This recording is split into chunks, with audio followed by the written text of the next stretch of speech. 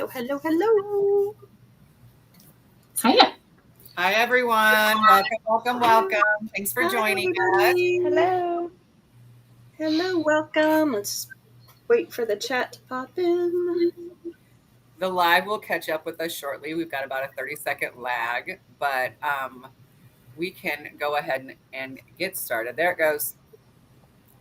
All right.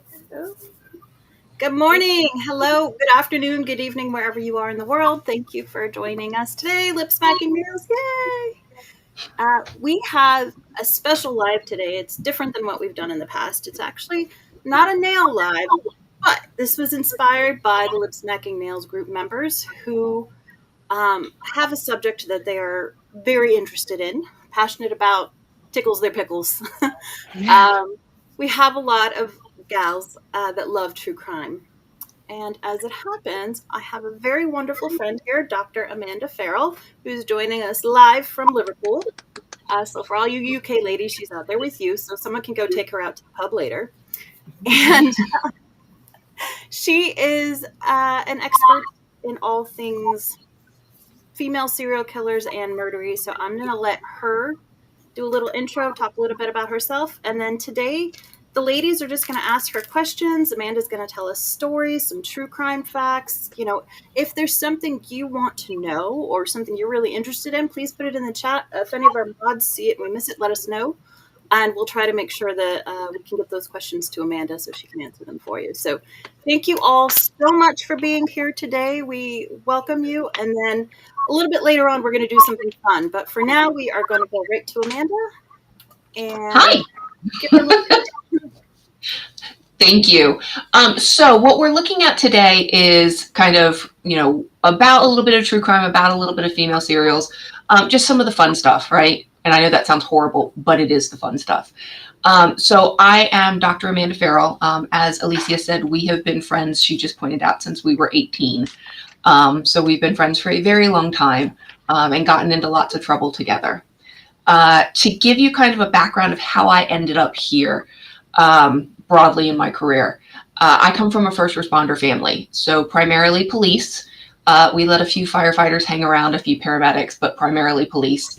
And so when I started looking at what I wanted to do for university, my parents strongly encouraged me to look at like the social sciences, because Alicia and I met through kind of drama and theater stuff. That was another one of my passions at the time. So I was looking at like costume design and makeup, and my parents were like, why don't you do like criminal justice and sociology, so that you can pay the bills. And so that was literally their argument. And bless them, the agreement we came to was I would do the social sciences. If I worked in the field for 3 years and hated it, they would help me go back for the other degree. And I didn't hate it. I absolutely loved it. So I got into this, did my undergraduate, finished up my undergraduate, went to Sam Houston State University in Huntsville, Texas, to get my master's in criminal justice and criminology. At that time, I thought not only was I the first girl in the family to go into law enforcement, policing, that kind of thing, but I thought I was going to follow in my dad's footsteps. I thought I was going to look at things like narcotics and terrorism. And I really thought that was going to be my path. And I had the opportunity to meet a wonderful, wonderful person who became one of my mentors. And that would be Bob Keppel. So if any of you watch ID or any of those things, you will have seen Keppel on a lot of things. Sadly, he passed, I think, the week before I moved to Liverpool this time. But he looked at me and he's like, drugs and terrorism are not your thing. And I went, okay. And he goes, serious violence is. And I don't know if that was a compliment or not, but I went with it and did work with him. So the female serial killer work grew out of a project he had me do for a graduate level class for him, looking at trends in serial murder prior to 1960 in the United States. We used the 1960 kind of as between 1950 and 1960 is roughly when Pierce Brooks coined the term serial murder. So prior to that, it was how did we identify and label it, and what did it look like? And from that, I noticed that women kept popping up. And it was one of those, we don't really talk about women when we talk about serial murder. At the time, we really didn't talk about women and serial murder. And so that's where I developed my master's thesis from, was that, and Keppel co-supervised it with Victoria Titterington.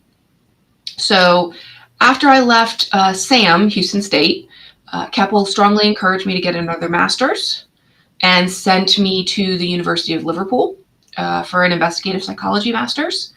At the time, for anybody who's fans of some of the mental mapping and things like that, that's the program that David Cantor started.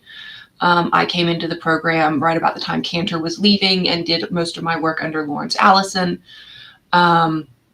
And then after that, I went and got a PhD. I worked in the field in between a little bit, but I went and got a PhD in criminology and criminal justice at Old Dominion University. So, practical time.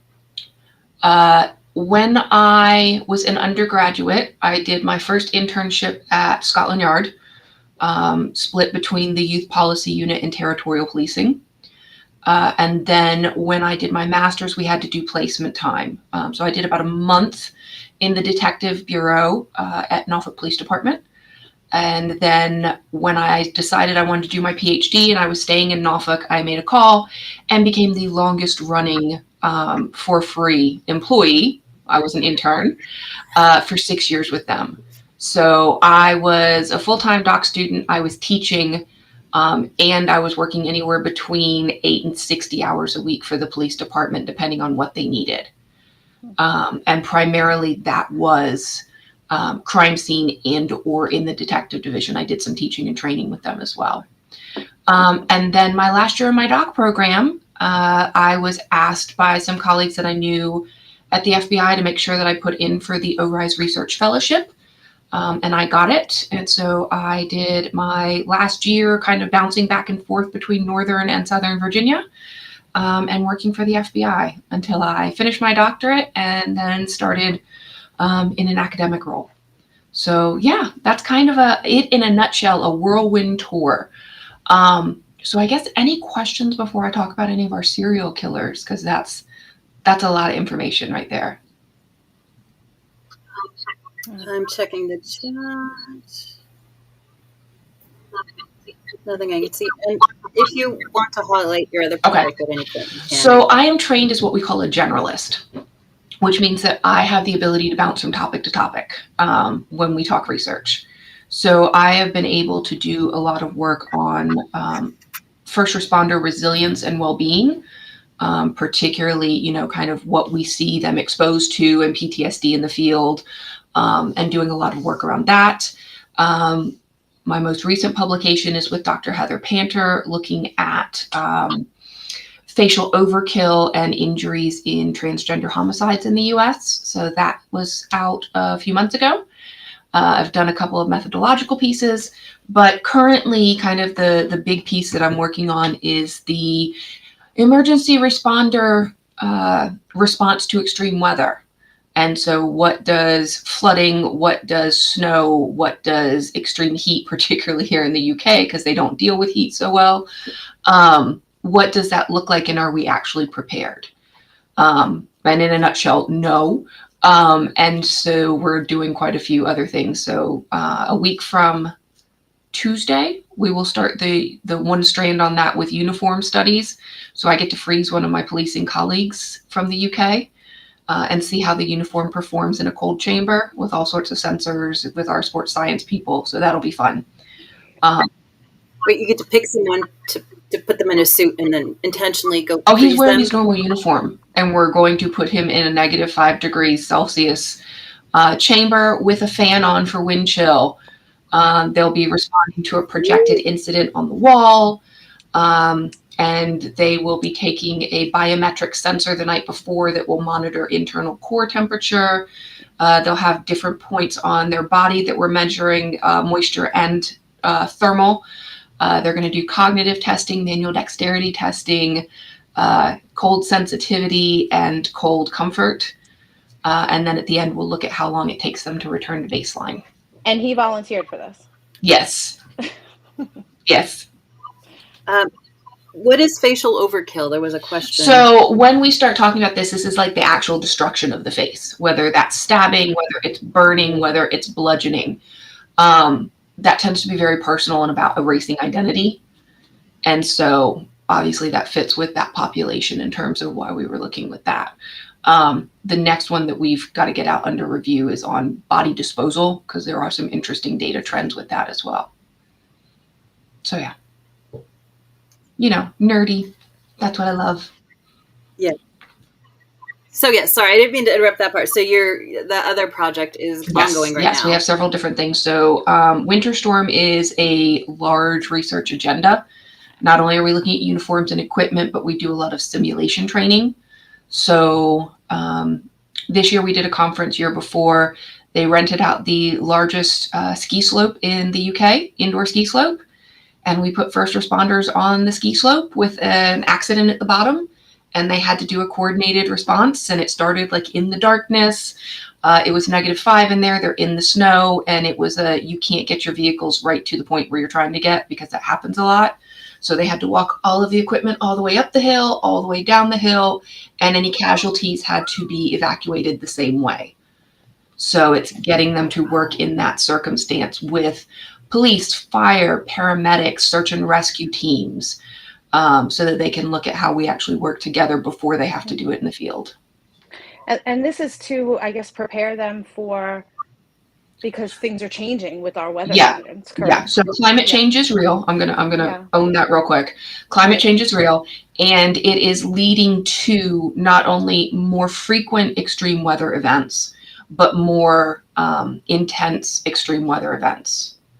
So they need to be prepared. Where in the UK, some of these things used to be once in a decade. It's more like once every other year, every 3 years, with smaller incidents in between. And so they've got to be prepared for this. Right. Yeah. Makes sense. So that's the current work. And yes. But I have a question. I'm really sorry. I don't mean to interrupt you, but how does that relate to then your like criminal justice background? Is it because the fact that they are first responders, I'm assuming? It is. And as somebody who has worked in some of those environments, so coming from Virginia, I've worked crime scenes in hurricanes. I have worked crime scenes in snow. And those are really significant challenges, because you're, trying to think about evidence preservation and even our well-being. So this also ties into the well-being work I've done of, if you're not appropriately equipped, trained, and rested, let's say, this leads to negative impacts. How long can you be out there? How can you respond? When do you start losing kind of your mental sharpness that you need to respond to some of these things? Right. So those are things that we're looking at. Right. Which ultimately I feel like obviously could affect a case if it is a criminal thing. If everyone who's out in the field is not able to think clearly, it is extremely cold, things happen, mistakes happen, and then that would then affect the outcome. And it's even things like thinking about how to preserve your energy. So I'll give an example. I worked a double homicide in snow, which is rare for our area, but outside in the snow, we have 2 bodies who were shot. And so when we're doing this, we have to look for cartridge cases. Well, when you fire a gun, cartridge cases that eject are really hot, which means it hits the snow and straight through. Tiny hole, straight through. So we're having to dig through snow in nitrile gloves, because you have to just wear your crime scene gloves. So we literally set a timer that was 1 minute, I dig, my partner then takes over and I run to the van and hold my hands in front of the heater and then tag out. And we kept doing that so that we weren't completely losing sensation and also risking injury. So, I mean, it's things like that you really have to think about. Right. So, yeah. Does that make sense? Hopefully. Yeah. Yeah. Yeah. So all kinds of fun. But like I said, that means one of my practitioner colleagues that I've worked with on this project for 2 years, I now get to freeze him because he's our proof of concept. And I'm just like, yes. I figure I'll be standing on the other side of that window going. There was some hot, like you should be like, fan. Hot. Woo, it's hot out here. Make sure you show them your coffee while you're doing it. Exactly. I'm just going to be sitting there wiggling it at the window going, you got an hour and a half left till you can have one, you know. Right. So it'll be good. Nice. But yeah. So, female serial killers. So you want a fun fact? Like exciting. Okay, so Yeah. fun fact about female serial killers. The first recorded serial murderer in history was a woman. Wow. First century AD Rome, her name was Locusta, and she was a poisoner. Okay, so for all these people that are like, serial killing is a male thing, no, it's not. It is not. Okay, women are very different about how they do it. And I'll clarify. So the research I did was on solo female serial killers in the US. Okay, so when we do research, we have to be narrow, right? I can't handle the whole world at once. I particularly wanted to look at solo women because there's some interesting psychology that happens when you team up, particularly when you team up with men. That leads to some interesting dynamics that are harder to parse out. So I was like, let's look just at women who do this on their own. And one of the fun things that came out of it is that women are much better at serial murder than men doing it on their own. Okay. Number one, they have a longer active span. They tend to kill more people. And then when they're finally caught, they're usually only charged with 1, maybe 2 deaths, even if they have quite a few to their name. So it's looking at these things going, okay, women are much better at this. Like, let's just be honest. Some of that has to do with gender roles. Some of that has to do with some of the myths that have come out about serial murder. I mean, I think it was Bob Ressler from the FBI who at one point said there's no such thing as a female serial killer in the 80s. And the reality is at that time they had, I think, files on 15 to 30 women who would have qualified in the basement of Quantico at that time. Jeez. So Wow. it's one of those things. But the reason they didn't fit is that our early, okay, so let me get on a nerdy tangent here for y'all. Early definitions of serial murder were fun.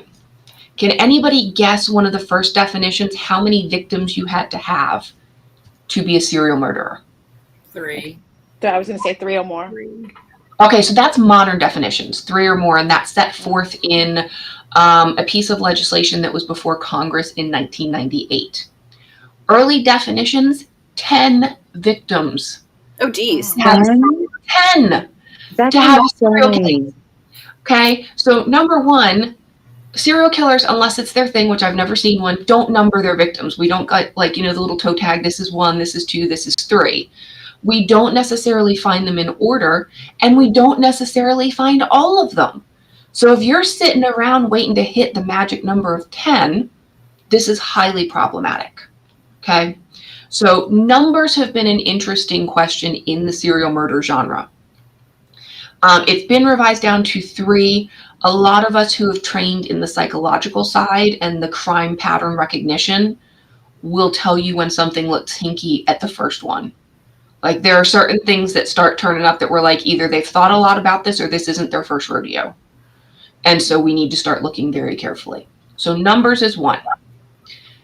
Gender is another. Many of the first definitions specifically said the killer or the offender would be male. If they didn't specifically say male, quite a few of the early definitions said that they would be sexually motivated. And if you use that as a definitional piece, that is by proxy male. Right. Because that's typically not a thing for women. Okay.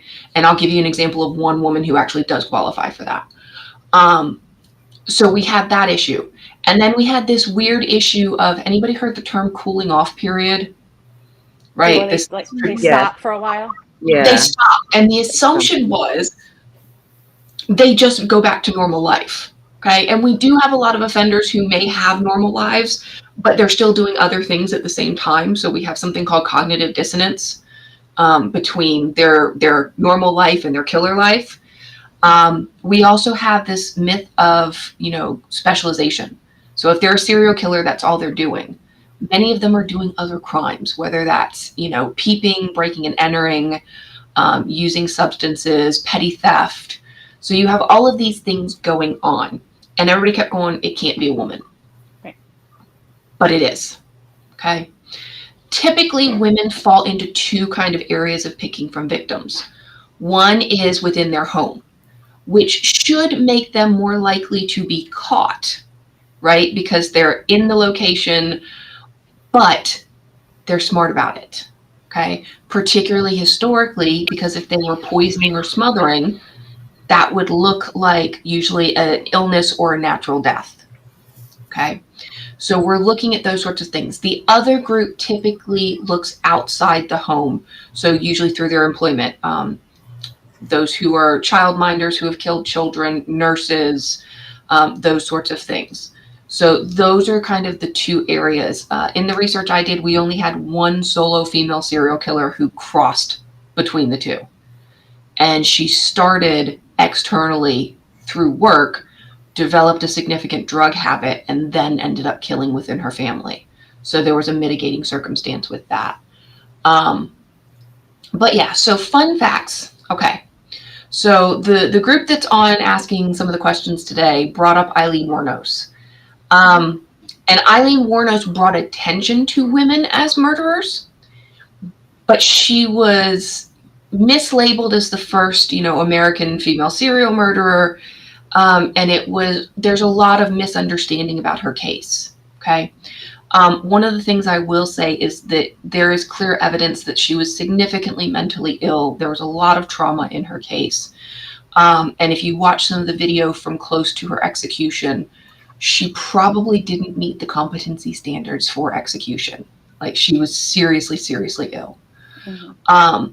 But she was labeled as a sexual female serial killer.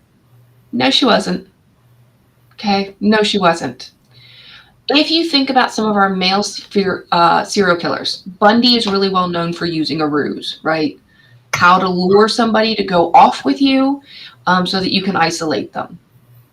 That's what she used prostitution for. It was a ruse to get them to go with her. It wasn't about she wanted to have sex with them. She was not sexually enjoying the kill. It was a ruse. She had a lot of anger and resentment and rage, particularly towards men. Okay, so that's where you're looking at Eileen Wuornos. Okay, if you want to look at almost an eerily similar case from let me double check my years, 1800s in New Orleans, you would be looking at Mary Jane Jackson, who was a sex worker who also killed her Johns. So this Eileen Wuornos was not new. Okay, she was not new. We have seen this before. One of the sad things about Mary Jane Jackson is that a lot of the official documents on her were lost during flooding in New Orleans. So there's some newspaper stories, there's some kind of mythology around her, but the actual documentation has been lost. So we're looking at things like that. If we want to look at sexual interest in serial murder, one of my favorites is Jolly Jane Toppan. Okay, mm-hmm. So Jolly Jane Toppan was. Can I ask a real quick question? We had a question in the chat, and I thought it was a great question. Perfect. So Skittles wants to know. So most women use poison for killing. Is that because it's the easiest method, or less emotional, since women are more emotional beings? So. We aren't necessarily more emotional beings. Let's just, that's a whole gender role socialization thing. And also, as a feminist criminologist, I'm going to say no. And if you look at some of the tantrums from some of the men in power, you can also see that women are not more emotional beings. Part of that is in the ethos of serial murder. There's a really good quote, I cannot remember who made it, that basically you're not going to see women engaging in vampiric activity. Like, we're not going to be cutting bodies up. We're not going to be doing a lot of that. One is, if you're killing in your home, you want easy cleanup, right? And especially if you are trying to get away with it, it needs to look plausible. The other piece was, it is relatively convenient because poison can be found a lot of places. Okay. Testing has advanced a lot, so heavy metal poisons have fallen out of favor because they're really easy to detect now. Are there some others? Yes, I'm not going to get into it because obviously I'm not going to be like, hey, try this. No. Poison your husband. Yeah. We all have nail rooms. Have a Bailey Sarian moment. This is not a how-to video. That's Yeah. No. I mean, that is something that, I could probably make, but no. We don't do that. So it is relatively easy to come by household substances. But people think it's easy in terms of death, and that is not an easy death. And we have a lot of offenders who the background on it shows us that they were not successful time one. So you're talking about repeated poisoning and torture. Even to use a really modern example, the Beef Wellington case in Australia, right? As this has come out, her husband is acknowledged being like really, really ill after eating her cooking on multiple occasions, which would suggest she may have been trying and looking at the dosage. My favorite female serial killer, we know that she tried that and included killing the family dog, trying to get the dosage just right. So those are things that we knew were going on. Okay, so poison was used because also you don't have to physically overwhelm anybody with poison. There is no, especially if you're poisoning men, which a lot of women did, it's much easier to poison them because you're not holding them down. There is no brute strength. You're not going to likely get injured during that. So there's a lot to poisons. And it does terrify people. I've had guys I've dated who are like, a lot about poison. I do know a lot about poison. Okay. Watch yourself. Yes. Yeah. I have a few questions. Hold on, let me go back. Sarah asked one. Sarah is also in the UK. She said, in your spare time, do you look into other crimes? Yes. So murder most generally, that's my favorite. I am a murder girl. As I have gotten older, I have kept more of that out of my personal time. Just because that's better for my well-being. I don't mince words because I've done so much trauma work with the first responder community. I do have complex PTSD from my time in the field. And so for me, when people are like, oh my God, have you watched The Staircase on Netflix? Usually I'm like, no, no.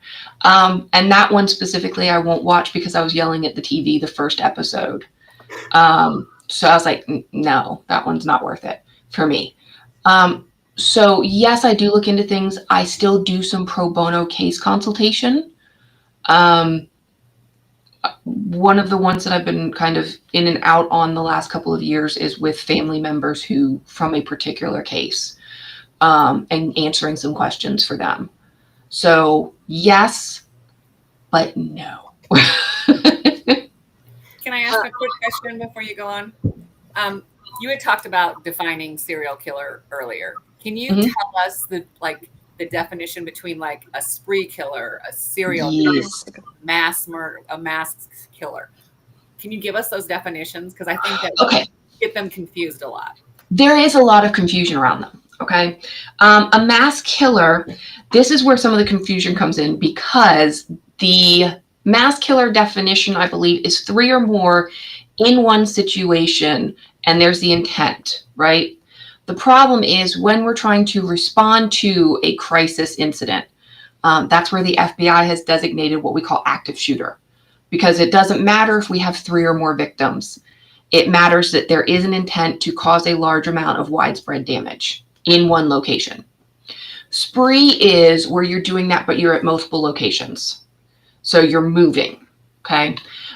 Spree can actually go over several days. The difference between those and serial is that serial has time between your victims, okay? And it could be condensing time because we do have something that we call escalation that we look at. But usually spree is going to be things like your DC snipers, where it was that month of we're having all of these incidents. Even one of the weird ones is that the Virginia Tech shooter is technically a spree because there was a murder in a residence hall before he went to the location where he killed the majority of the people. So there's a lot of differences around that. There's also some argument And if you notice for mass murderers in particular, I don't use their names. I am one of those people who believes in no notoriety for them, because that's what a lot of them want. And so it's focus on the victims, focus on the actual actions, but don't talk about them as they're named. There is some controversy in the academic community of if they self-harm, do we include them in the victim count? And that's a tough question, right? Because technically it is another death. And the research that we have on mass shootings, we know that there is a very high likelihood of either them having to be shot or them self-harming. But aren't they still considered, I'm sorry to interrupt you, but aren't they still considered the perpetrator? They are, but then they're another body. So how do you account for that extra death? And does that go towards the mass number? Oh, that's a tough one, yeah. And so those are the kinds of things that show up on kind of the academic side. And that's why the FBI was like, active shooter. They're in doing something. We don't know how many people are down, but it's bad. And so that's where you see that train coming in. So does that help clarify the differences? Spree moves around, but short time period. Mass, one place. And then serial is that over time. Mm-hmm. Shelley asked, would you say women are more often organized serial killers? Okay, so organized, disorganized has been disproven. Okay, and I'm going to pick on my friend here for a second to help illustrate this. So those of us that know and love you, Alicia, would we say that you are the most organized person known to man? When you're going to kill T, she's dying of... Nope. No. No. Okay. No. But were you able to make it on time today and get this started? Yes, which means you have some degree of organization, right? You have some. Nobody is either fully disorganized or fully organized. And when you start trying to put people in little boxes like that, it doesn't work well. Okay. So when you talk about women particularly killing in their home, for some of them that was a luxury because they had the time to plan when it would be convenient. But we can't guarantee they didn't go, oh, hell no, I'm putting arsenic in the dessert tonight. Okay. We can't guarantee that. And so some of it is a little bit of convenience if you're killing in the home. Okay. Some of it is, again, women are really good at using gender roles to their advantage. Yeah. Like, it could never be me. Mm-hmm. I loved my husband. Not little old me. Not little old me. That movie Serial Mom. Yeah. You joke about Serial Mom, but there is a case in the US that when I was doing my research, I actually spoke to the investigator. It was contemporary enough that I was able to speak to the investigator, who was nearing retirement at that point. And we had a very frank conversation that he said, when we figured out it might be a woman, none of us knew what the hell to do with this. Like, none of us knew. And this particular offender was kind of that PTA mom, like perfect front. And they were like, what? How? What? I don't, what do we do? Okay. Even I am still baffled. So my favorite female serial killer is Nannie Doss. I love Nannie Doss. Okay. More so because of how her case unfolded. I mean, she killed a lot of people. Okay. There's a number attributed to her. She's guaranteed we know did 4, and they were all husbands. They did do testing on her mom's body. They did bring her up and do testing, and she was poisoned, but she always vehemently denied that she killed her mom. But she was her primary caregiver. Mm-hmm. So, but what happened was Nannie Doss, her nickname when she was discovered was the Giggling Grandma. Okay. So it's not the Night Stalker. It's not the, it's the Giggling Grandma. So we're like, she's not that threatening. Okay. But Nannie Doss had this vision in her head of what love and romance should look like. Okay. So at the time, she was using Lonely Hearts ads in the newspapers. And so, like the great, great, great, great, great grandparent of Tinder. Okay. This is what she's using.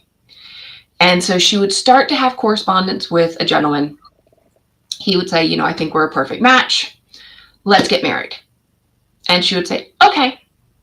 So she would get married, and then she would move to the state that he was in. And then as soon as he wanted her to do things like clean or, have dinner on the table, and wouldn't let her just kind of sit around and read her romance novels or listen to her stories, she was like, this is not what I signed up for. And instead of saying, okay, I need to walk away from this, she would go, okay, well, maybe there's another man out there. But before that, I need to take out life insurance. I need to have identified my next potential husband in another state, and then I'll deal with this. Okay. So she moved from state to state. And when she was finally caught, her husband, Samuel Doss, was in the hospital. He was dying in Tulsa, Oklahoma. And the officers came to her and said, Mrs. Doss, your husband, Samuel, is dying of arsenic poisoning, and we're pretty sure it was you. She goes, yeah, and what about the 3 other husbands in the 3 other states before him? And the detectives were like, what? Give us a second, and kind of backed out of the room. What always shocked me is that even after she was convicted, the detectives would go have tea with her in prison. I would not drink a thing from that woman. Ever. Wow. Unbelievable. I'm sorry, but duh, that's a man thing. Yeah. She had magic tits. Was it She was so have tea charming. with She her? was that charming. I mean, she was really, Charming. she looks like a cute granny. Like if you look at any of the pictures that are up of her, she looks like a little cute granny. Just don't eat anything she serves you, because she's the one that multiple times tried with arsenic and didn't get the dosage right on previous husbands, but also poisoned the family dog trying. Okay, so this is the kind of stuff that we saw, so when you look at a lot of the classical typologies of serial murder, they're based on motivation. Okay, motivation is problematic, right? How did everybody pick their clothes today? Well, it's going to depend on the weather. It's going to depend on the temperature. I'm sure some people had to do a sniff test. Okay. We might have some people that are still in their gym jams because they're not on camera like some of us. Okay. So even something as simple as, what do I wear today? Who am I going to see? Right? That might matter. That all of those different feeds go into the motivation of picking our clothes. How many different feeds go into the motivation to plan, commit, and then potentially cover up murder? And how many different offenders can't give you their full motivation? So, for example, with Nannie Doss, if you looked at the time I did my research, there were only 2 classification rubrics that considered women. One was Kelleher and Kelleher's Murder Most Rare. And that had 3 catch-all categories. The Mask of Insanity, the Unknown, and the Unsolved, which really makes it difficult to look at a typology when you have things like that there. But also, angels of death were healthcare. If you were talking about Black widows, it was women poisoning their husbands specifically for financial gain. Well, when you look at somebody like Nannie Doss, she did financially gain, but it was also to get the fairy tale version of love and romance. And then there are a few of her victims that also, it's more about revenge and anger. So she doesn't fit into a nice, neat little motivational box. Okay. The other typology that existed at the time was Holmes and Holmes had taken their typology for men and tried to make it work for women. So it was a square peg, round hole kind of thing. I'm not even going to get into that one. So really, like, understanding these women was really difficult, because how do we know more about them? And again, they didn't get the same attention as the men folk did. So it was really kind of interesting, especially when you dig down into how many of them have inspired certain popular culture things. So I mentioned Bailey Sarian earlier, and Aqua Tofana, which just I love. Like, that for me, I want to get a little Aqua Tofana bottle for my office, because why not? But we're starting to see the conversation about some of these women change. So how many of us have heard of the play Arsenic and Old Lace? Love it. Okay. It's about a female serial killer that really existed. Her name was Amy Archer-Gilligan.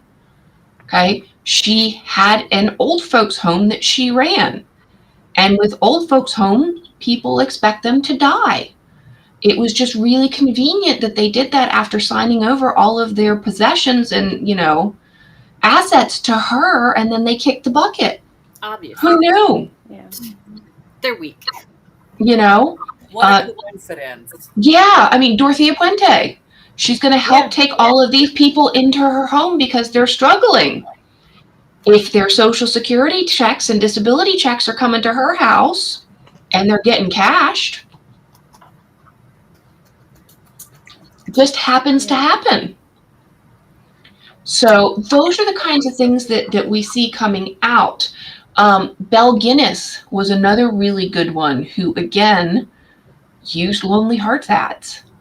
And she would have men come out to her farm in Illinois to meet her. And she would be like, hey, I think we have something. But she would make sure, and what actually got her was somebody had a sibling they didn't tell her about. Because she wanted somebody with no family connections, nobody that would know they were really missing, and they would bring kind of a marriage gift or dowry and never be heard from again. And even with her case, she wasn't arrested. Her farm caught fire, and they found all of these bones, including the bones of her children. But there is question of whether or not the woman's skeleton was actually her. And there were sightings of her afterwards. So there's a lot of questions there of did she actually get away with it? So, I mean, women are good at this. Women are really good at this. And it's fun to look at some of them. Even, like I said, I'll go back. So Eileen Wuornos was supposed to be a sexual serial killer. She wasn't. Jolly Jane Toppan was. So Jane Toppan was a family nurse active in the late 1800s into the early 1900s. And as she was nursing patients in their home, like convalescent kind of things, people would hire her as a private nurse. She was known to inject her victims with a combination of morphine and atropine. And then when they started seizing, she would crawl in bed with them and hold them. Yeah, that's where you see the difference. Mm-hmm. And I'm going to leave it there. Yeah. Okay. I don't want to think about that one. We have questions. Excellent. We have lots of questions. Can someone be normal throughout their entire life and then become a serial killer due to circumstances? Or are these people predisposed, oh my gosh, to be a serial killer at birth? There's a lot of debate on that in the literature. There's so much debate. I mean, you get into older discussions talked about nature versus nurture, right? More modern discussions, the term that I like is G by E, genetics by environment. Okay. So it's this idea that a lot of us may have characteristics that would predispose us to different things. But unless we are put in the circumstances where some of those characteristics or genes are activated, those things may never show up. Okay. Or you may have some characteristics that are then controlled for in other ways. And women in particular are highly controlled in most westernized civilizations. And you can see I'm a feminist criminologist, this idea that we are expected to be the good girl, to be the good wife. Parents are more worried about female children, because God forbid we can get pregnant. versus boys will be boys. And so there's a lot more social controls around women. Some of the early literature on female serials suggested that that actually drives women towards some of this, that if that is so smothering and stifling, it could lead to some of this behavior. Several of them have had significant trauma, whether that be sexual abuse, physical abuse, emotional abuse, and then some of them have had injuries. So Nannie Doss, for example, was in a trolley car accident early on where she had damage to her frontal lobe. So the why, it's going to vary with every single case. We are humans. We don't like fitting in nice, neat little boxes, even though everybody tries to put us there, if that helps answer the question. I actually think that took care of like 3 questions we had out there. Yeah. We had, because someone wanted to know what causes these women to snap and turn trauma into violent tendencies, like what makes them turn to murder. Is it actually a mental illness? Sometimes it's a combination of mental illness, and sometimes, I mean, this is depending on the circumstances and depending on who they're targeting and what other things are going on. You may be looking at that's what they feel initially is their only option. You know, this is the only way to address this. And humans, particularly those who have criminal tendencies, if something works once, we tend to try to do it again. And if it keeps on working, we keep on doing it. That actually leads, so sorry, to a question that I had was like, you know, I guess for women in my thought was like, we are meant to nurture, right? So what brings these women to harm when in my thought process we're taught to nurture? So that's is it the mental illness, or is it the control? Is it like a control factor? Like, do they want to control these people that they are choosing to murder? Some of it's both, but you had a key word there. We're taught to nurture. That gets back to gender roles and assumptions about gender. Right. And so are there some people that are not very nurturing? Not nature. Yeah, you're right. You're 100% right. Yep. Yeah. Nicola, did you have a question? Yeah, I hear a lot about these head injuries. Where is there a specific spot on the head that has more tendency to damage? Because I've heard like you can get, like, you just hear these serial killers, they have these head injuries, and that causes that, or that predisposes them to become a serial killer. Like, where on is it the front or is it the back? All of them have head injuries. So I'm gonna stop there. Not everybody has head injuries. We do have particular issues when the frontal lobe gets damaged, because that deals with logical thinking and impulse control. So when the frontal lobe is damaged, we do have issues there. But some of them, if you look at something like antisocial personality disorder, where there is a lack of empathy, low startle response, that these are just parts of who they are and how they are. If you have no empathy for others, it's really easy to do really mean and nasty things to them. Do you see one more than the other where it's one of those, it's all kind of up in the air. Even in modern criminological discussions, most of us who have taken psychology have seen the case of Phineas Gage, right? Where he had the railroad spike go through his head and it totally changed his personality. Yeah. Okay. There have been modern cases of things like brain tumors that have caused rampant pedophilia or sexual activity. And so it's the brain, we still don't understand a lot about our brains. Yeah. We still don't understand a lot of it. And so it's trying to look at, okay, why do certain things happen? What's most likely? The one that will make me twitch is if people reference the McDonald triad. So the fire setting, bedwetting, and cruelty to animals, that is not a validated thing. Because I've heard that one too. Yeah, that's cherry picking. That is not a validated typology. And so when I have students who are like, but that, I'm like, no, please don't cite that, because you will make me just twitch. Yeah, I've heard that one. And that's one that you hear constantly referenced repeatedly throughout everywhere. and that's not validated. It's not supported. Amanda, this is just my own morbid curiosity. Have you interviewed any serial killers personally? I've helped do the interview prep. I was not the one in the room. Okay. So I've done this is how you should approach it. This is the strategy. Mm-hmm. I've had opportunities to go in with certain things. I've had an interview with somebody who I'm pretty sure was going to be one, if that makes sense. Oh, yeah. Like, looking at this, I'm going, oh, you're going to kill multiple people because you've already tried once, and like, this is where you're going. And I've also been in the room with people who have committed other sexual offenses, and particularly serial sexual offenses. I was given an opportunity early in my career to help. So for anybody who does psychology, the Miller risk assessment, recidivism risk assessment for sexual offenders, I was given an opportunity to work on the development of that, but it would have meant that I would have had to go and have interviews with serial sexual offenders in prison. And I went, that's not my jam. Please don't put me in that room. So I've had some interesting interviews with individuals. Lots of in the room time with murderers. Not all of them serial, majority of them not, but working on several that were, and talking about how we do that.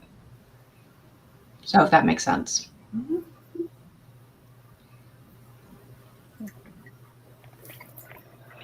Other questions?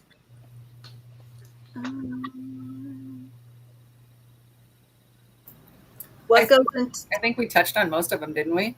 Yeah. Nils just said, what goes into the prep for interviewing? Oh Lord. So this is one that I do. Like, even with my students, we talk about this. You do not wing an interview. Okay, that's one thing. You do not wing an interview. You want to know your case backwards and forwards. You want to know all of the little pieces to it. And one of the ones that always makes me laugh is that, if you watch Law and Order SVU, right? Elliot Stabler's going to be screaming in somebody's face and doing the finger pointing, and like, you've lost your interview at that point. You have lost your interview. If somebody has pushed you to the point where you're enraged, you have lost control of that interview. And one of my colleagues laughs because, my dad was a police officer, and they said, good Lord, you were just like your dad. And I'm like, why? And they're like, if he goes in for an interview, it's going to be like 4 hours. Talk to me about your life from birth to now. Because it's developing that intel side of things, and it's not just about, are these, because he was in narcotics for a long time, are these your drugs? It's how often are you using? When did that change? Who are you using with? What materials do you share with anybody? It's getting all of that intel. And so when I go to sit down and do any interviewing, whether it's research interviewing or not, it's very similar. I want a longer conversation. I want to get a lot of information. But all of prepped long before I sit down with anybody. So it's knowing your material, kind of knowing what questions you want to ask, but being flexible. And then if somebody starts, you have to also have some trauma-informed interviewing skills, because even with some of our offenders, what they have done may have traumatized them. And I know that's hard for some people to swallow, but it is something we have to be aware of. Mm-hmm. And so patience is a big one. And everybody laughs because if somebody starts screaming, like, I've been on crime scenes where people are yelling, and I'll drop my tone down to this and be talking like this. And people are like, well, and I was like, if I start yelling, they're going to feel the need to amp to hear, and it's just going to keep going. If I drop down into a lower register and stay calm, they have to shut up if they want to hear what I'm saying. Mm-hmm. And they're like, oh, I don't need to scream. I don't need to yell. It's just not my approach. Okay. I'm also not going to do any of the weird, like, super manipulative stuff, because the research tells us that leans towards false confessions and miscarriages of justices, and that's no. We do have a question from Sarah. She wants to know, what support do all the people involved in the cases receive, especially with really emotional cases? Historically or now? Historically, none, absolutely none. Even when I went through my training, it's like you're trying to go forth and do. And there's no discussion of how to process what you see, what you've experienced, which is why the literature around trauma in the first responder community is so deeply, deeply rooted in stigma and this kind of toxic masculinity. You know, we are supposed to be tougher. We're supposed to, you know, be able to handle this. And the reality is that nobody can handle all of those things without having kind of a way to process it, to having, you know, healthy habits, coping, all of that. The other side of that is it's also, so NIJ did a study years ago about like the optimal police investigator. And it found that on average, most of us were more outgoing and social, but the longer you're in the career, the more kind of you withdraw from other people who don't necessarily understand your schedule, what you're doing. There are things I can talk about. Even I'm still very, very good friends with my previous partners from policing. And there are things that we talk about that would horrify most people. And some jokes that get made that would horrify most people. There are conversations I can have with my dad and my uncle that I would never have with my mom. So historically, the support was drinking. That's where a lot of people went. That's why we have a lot of issues around lasting marriages in first responders. That's why we have a lot of issues around anger, higher suicide rates. And it even manifested in there's questions about the literature, and it's a little dated now. Survival post retirement. So most officers have to retire relatively, you know, early. I'll use the FBI as the example. You have to retire at 57, okay, from agent status.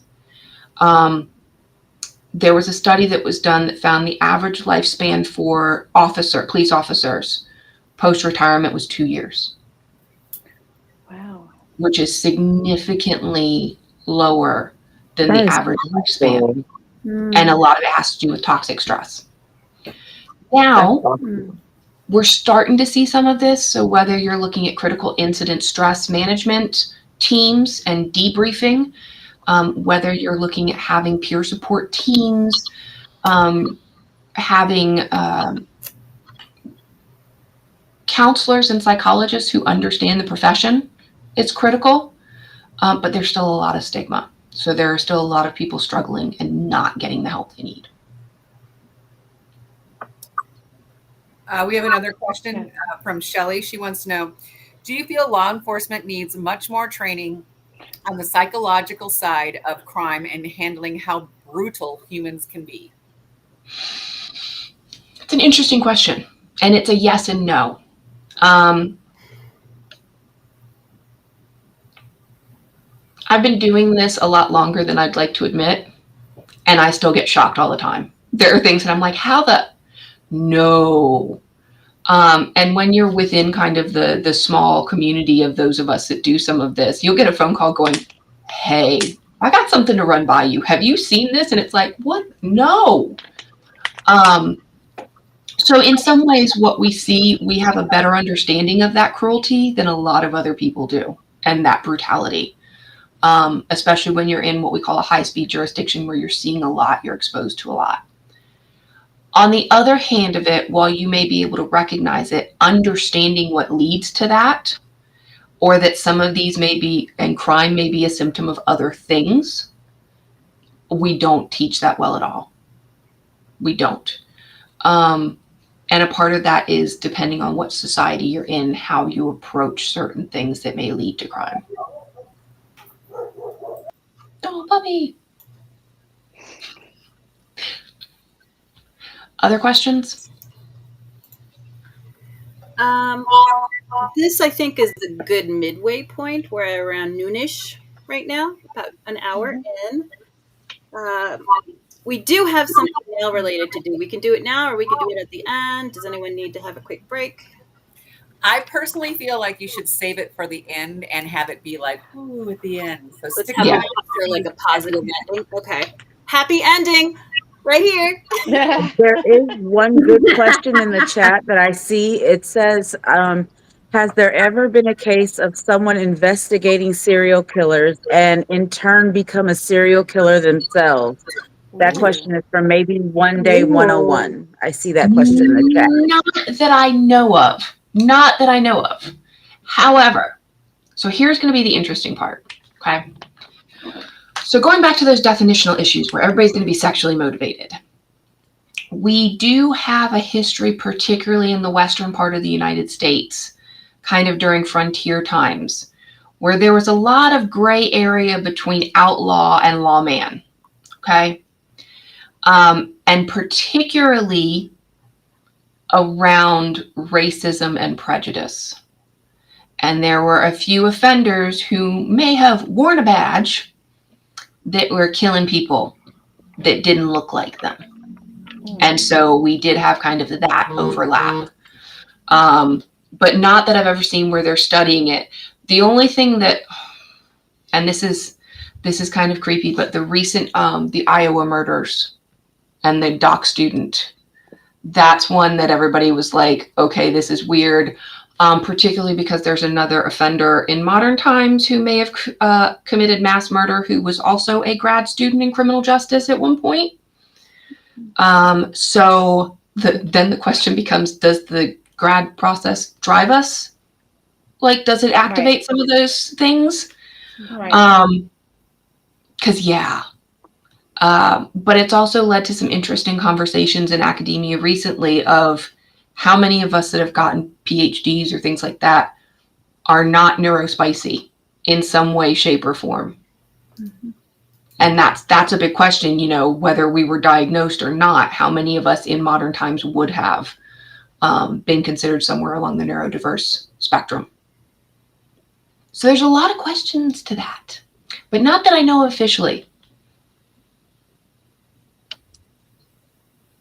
Any other things? Alicia, did you want to take a break? Nope. That was just checking in on you and everybody else in case anybody needed to. I'm going to grab a drink. I'll be right back. Go for it. Yeah, I made sure I had mine. One of the pro parts of learning how to do a 3-hour lecture. Always have your drink. Yep. I will say, I'll share a fun fact while we're kind of taking a break. So I went to Amanda's house once. We used to hang out all the time, have sleepovers and girl time. It was great. We'd watch a lot of girly movies and like stupid movies like Twilight. So why not? And have snacks. So one day I was helping Amanda reorganize and go through her closet. And she's laughing. That was a long night. Usually when you go through a closet, you're like, okay, I've got like my winter clothes, summer clothes, or I've got my sports clothes, my work clothes, whatever. So I was trying to help Amanda narrow these down. And I was like, oh, I mean, you've got all these clothes. Like, do you really need all of these different types? And she broke it down for me. She's like, well, sometimes I need clothes to go work a crime scene. Sometimes I need clothes to go to the gym. Sometimes I need clothes just to be a regular girl. Sometimes I need house clothes. Sometimes I need like foreign dignitary clothes because she has traveled around the world and represented, different universities and programs. And sometimes I need lecturer clothes if I'm lecturing. Sometimes I need police clothes if I'm doing like nice. And she just like kept going on and on. And then she just needs her fun stuff, like her Halloween costumes and, us going out club stuff. And like, I was like, okay, I stand corrected. I'll just sit here. You just tell me which you want to get rid of. I'll tell you if it looks good. Like, and were they all organized in that? Yes. Amanda is super organized. She is not me. She is. Her home is immaculate always. And this is if I haven't already told you, I will share this. I feel like I can share this one. Her home is always beautiful. She is a great homemaker. She is immaculate. It's gorgeous. What I love about her is that it's so pretty. But then when you look at the details, that's when you see like her fun side. Like you'll see quirks and things and you're like, wait a minute, what is that? Like, I love it. I love her home decor. It's gorgeous. So yeah, no, but yeah, she what was it, the one that you were looking at? Because at the time I was doing the excavation schools too. So I had clothes that were for like when we were unearthing bodies as part of the excavation school. And I was like, that's that. Yeah, she's like, you don't want to wear like the clothes, for touching bodies and stuff. Oh, when I love that school. What is that school in Tennessee where they have the body farm and they So it wasn't that one, although, my okay. two crime scene partners did do the National Academy and go through that. And then one of them was doing local. So I was allowed to bring my students to do excavation school with like police and medical examiners, where their agency would bury plastic skeletons in different conditions a year in advance in this location. And we would do 2 days classroom and then mixed group teams. So they had students, they had police officers, they had all sorts of people coming in, would then have to identify their location and then do the whole process of bringing the remains up to the surface and collecting all the evidence and doing all of that. So yeah. So I have a couple of questions myself. So Okay. out of all of the cases that you've studied, has there ever been one that just really stuck with you that you were like, it's just there and it won't go away?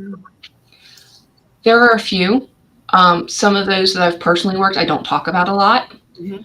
I will tell you one from when I was training under Keppel that always stuck with me. And it's going to sound ridiculous, but I was living on my own for the first time in an apartment in Texas.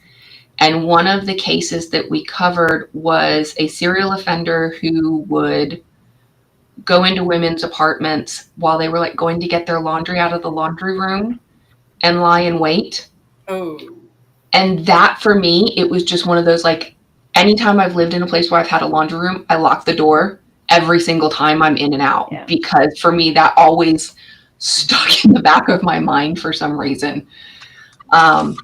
So yeah, you see the world very differently when you see some of these. But yeah, there are some that definitely stick. Some that are very hard. That yeah, and everybody will have theirs that stick, that work in the field. And that's when we really don't talk a lot about those. Mm-hmm. Yeah. And then I guess, have you ever had a case where you went into it thinking something, and then once you got into it, it completely made you kind of switch your thoughts on what was going on when you initially went in? Yeah. So you get a lot of those, right?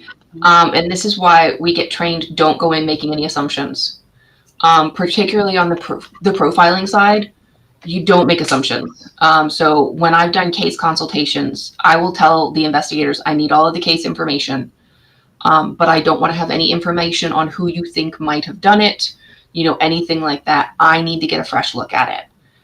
But you'll get, dispatch calls when I worked in crime scene, that they'll say one thing is happening, and you get on scene, you're like, that is absolutely not what is happening here. We had one in a jurisdiction I worked with where, unfortunately, we had a little lady who died in her bed.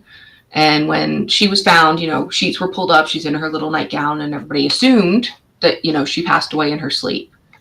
What had actually happened is that somebody had broken into her home, sexually assaulted her. She had had a heart attack during the sexual assault, and they had pulled down her nightgown, pulled up the comforter, and left. Mm-hmm. So we do get cases like that where you're like, oh, we weren't ready for that. Mm-hmm. I guess the bigger one for me, and I'm trying not to get into the weeds, Alicia, on things that people are going to be like, what the hell? So because I trained, when I trained and under who I trained with, there were very few women in the field, particularly around profiling and extreme violence and murder. And you get a lot of paternalism with that. This whole idea of like, we can't talk about certain things. So when I went through a lot of my training, anybody who was interested in like BDSM kink stuff, I saw the most horrific end of that, right? I was trained on those cases, and I was taught from people that I really respected that all people who have these interests are deviant, and that somebody is going to end up injured, right? And then I actually started working in the field, and I'm going, well, like, there's stuff here, but they're not like horrible people, these kinds of things. And so that led to doing some research that I've done around the kink community, because there's a lot of misnomers, and they're actually very vulnerable to victimization because they don't want to report victimization because of the stigma around it. And so there are some things that happen within that community that are problematic with consent violations and other things. But that meant that I had to understand that community better. So I had to do some research on the kink community that was quite interesting. But again, when I started, I would walk into something and be like, oh my God, you know, there's this in their home. They must be. And then you look at it and you're like, not really. Like, and trust me, people, what they have in their home, one of the things we have to remember is that my morals, values, personal compass, unless it's illegal, it stops at their front door. I'm not here to judge. I'm not here to do those sorts of things. And I've walked into some places where you're trying to make eye contact with someone and there is something there that you're like, I'm just going to ignore what is here and we're going to have a conversation and completely not talk about this. And that tends to get really sensitive sometimes. And sometimes you want to laugh. Okay. I've been in places where you just want to laugh and you can't. And so it's that professionalism. Now, do we laugh when we get in the vehicle? Absolutely, because some of these things are hilarious. Okay. But yeah, so there have been surprises. So we had a question. Sorry. One more. As a woman in this profession, you had touched on it earlier. Do you find that you come up against gender stereotypes when you go into a situation and the assumptions that people make about you? Mm-hmm. You absolutely do. And it took me a long time to be as comfortable as I am in a lot of situations. You know, it's when I came up and through, I spent years trying to be kind of as non-feminine as possible, if that makes sense, because I didn't want to stand out as the only woman in the room. Because trust me, I've been in training situations where it's me and 200 dudes. And they're like, well, we have this case we need to talk about. We're going to use you as an example. Okay, that's great. Thanks.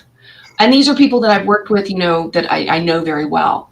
But I wouldn't wear skirts, always had trouser suits, really neutral makeup, typically, you know, my nails I always have kind of played with because I can. But kind of looking at all of those things. And it wasn't until I was much further along in my career that I was like, I can wear a skirt. I don't actually particularly like trouser suits. I'd rather wear, you know, trousers and a cardigan, you know, that kind of thing. And it took a long time to get there. But I also have used my gender quite often because I get underestimated a lot. And I have no problems with that. Go ahead and underestimate me, because by the time you realize what you've done, it will already have bit you. So I'm really good at playing dumb. And then it kind of snaps what's going on.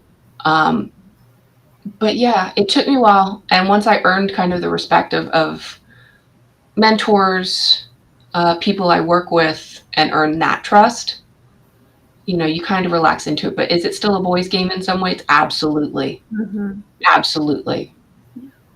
So, yeah. Nicole, you had?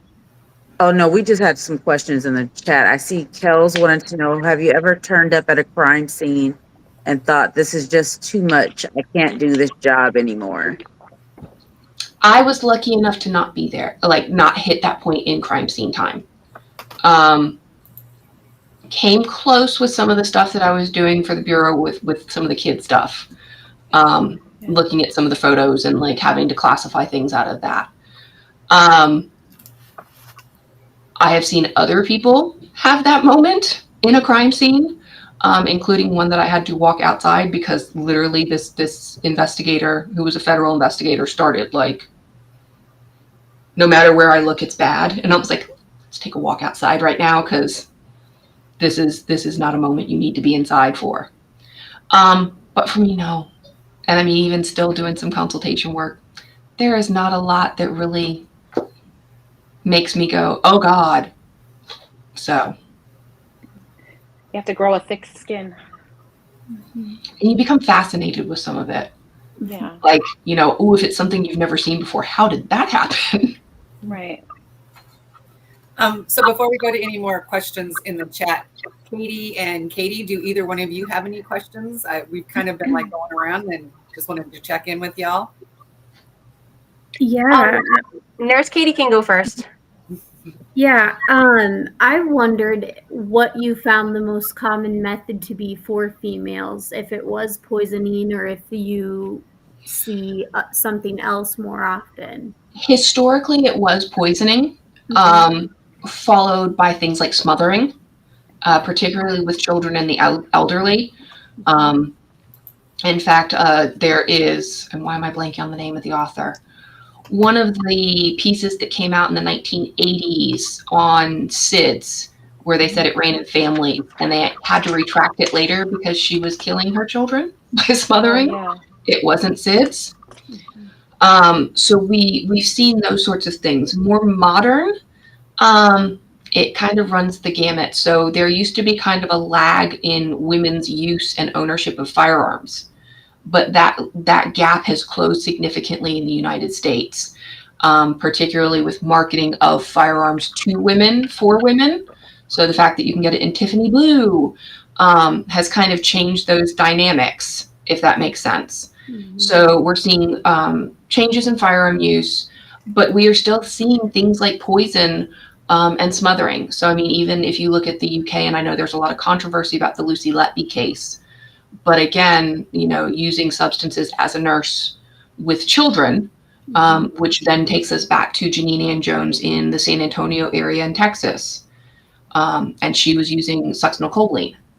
So it's kind of looking at what's accessible and what they can do and how long they get away with it. The ones that pick the more, stabbing, shooting, those sorts of things, running somebody over with a car, you're usually not going to have too many victims because that's kind of a, here I am. Yeah. Other question?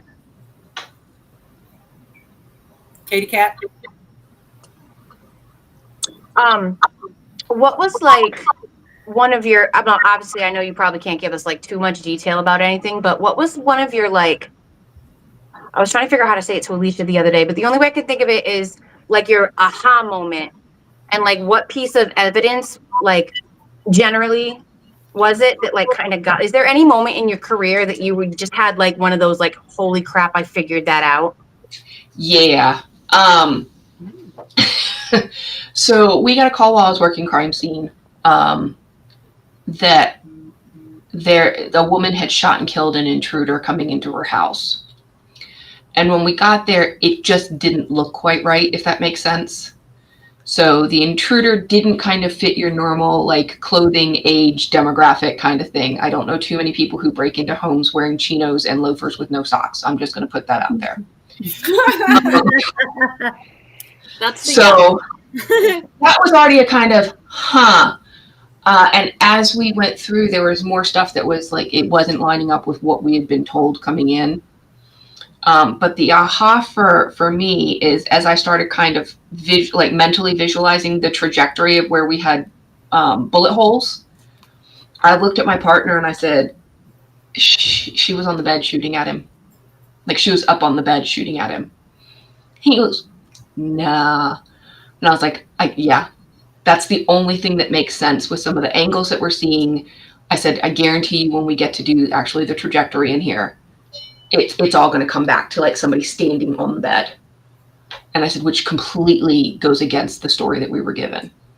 And sure enough, we have photos of the trajectory all coming back to this point. And I was like, I told you. So it was a infidelity situation where husband was on the way home and boyfriend refused to leave. So. Oh, wow. Mm-hmm. That. Oh, okay. So yeah, so that was one of my aha moments that I have some of those pictures that I'm still allowed to use while I teach, and showing that one where it's all the stuff coming back. I'm like, I knew that before it got there, because it just the way that everything was laid out. So we have quite a few questions in the chat. We have one from Maybe One Day 101. Also, are there any cases that have been in the news that you can speak to due to active serial killers? No, not that I can speak to. Cool. Have you been frustrated by someone getting charges dropped or a lighter sentence once the cases come to fruition? Always. Anytime. So that's one of the things that we talk about, external stressors in policing. You can put a case together, you can do a lot of things, you can have really good evidence, and if they are needed to turn on somebody else, if they make a deal, if something falls through somewhere else, we don't control those things. And that can be really stressful, especially with some of your communities that may have been particularly victimized either by drug offenses or violence, or somebody who's been stealing from their neighbors and they're right back out. That can be really frustrating. Okay. Let me see if I've missed. Sarah wants to know, have you ever seen someone and thought they were evil and no hopes of getting through to? Yes. Yes. There are some people that you can meet and you just go, that train has left the station. And the damage or whatever is wrong there is significant enough that they are dangerous, and they will always be dangerous. Let's see. Have I missed any? Maybe One Day 101 again wants to know, can the drug epidemic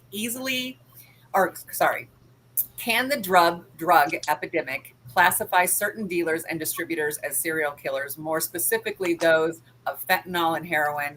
These are the drugs that lead to high rates of death. No, they are not considered serial killers. You are just now starting to see murder applied as a potential for overdose and bad product.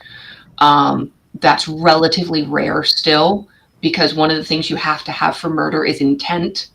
And if they didn't mean to kill them, then you cannot make that link causally.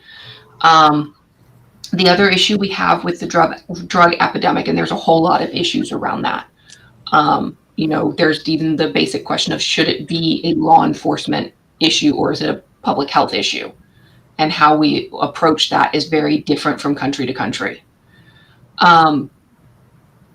But you also have to recognize the impact of polysubstance use. So people who may be drinking and taking other substances in combination. And so if you didn't get the alcohol and all of your substances from one person, they aren't responsible for your decision to mix those. And so those are things that we're having to think about. Are there a lot of ways we need to be addressing the drug crisis? Yes. One of the most sobering things I've seen in the last several years is I took a group of students to the DEA Museum in Northern Virginia a couple of years ago. So it was post-COVID.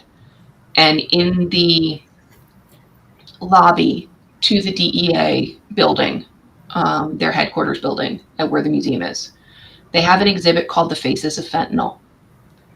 And it is thousands of individuals who have overdosed and died. And it's their faces. But what they've also done is paired. So like if siblings overdosed, even if it was years apart, they've paired it so that you can see where the same family was victimized. They're all together in the exhibit. And the ones that are up, they acknowledge there are thousands more in the basement that they could switch out at any point. Wow. So that is very sobering to see. So, do you think Lucy Letby is innocent? Yeah. That is not my call to make, number one. I think there are some really interesting things that need to be probed a little bit more. But because I've looked at similar cases, there is some suggestion that there is some fire where there's smoke, if that makes sense. We have a question. Do you think the justice system in the UK differs a lot from the US? In example, life sentences not being life in the UK. Yes, but also there are a lot of sentences. So yes, there are huge differences. Even in terms of how prisons operate within the UK, there are huge differences. Some of it is the fundamental look at what are you trying to accomplish with prison? Like, what is the goal? Are you looking for incapacitation? Are you looking for rehabilitation?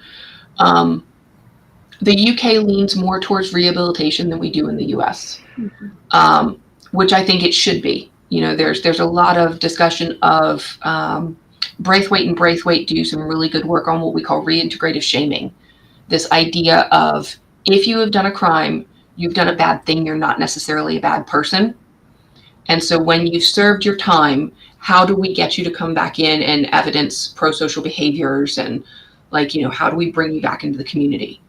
It is not, you're not going to come back into the community if it's always, you are a felon, you are this, you can't do this, you can't have this because of this.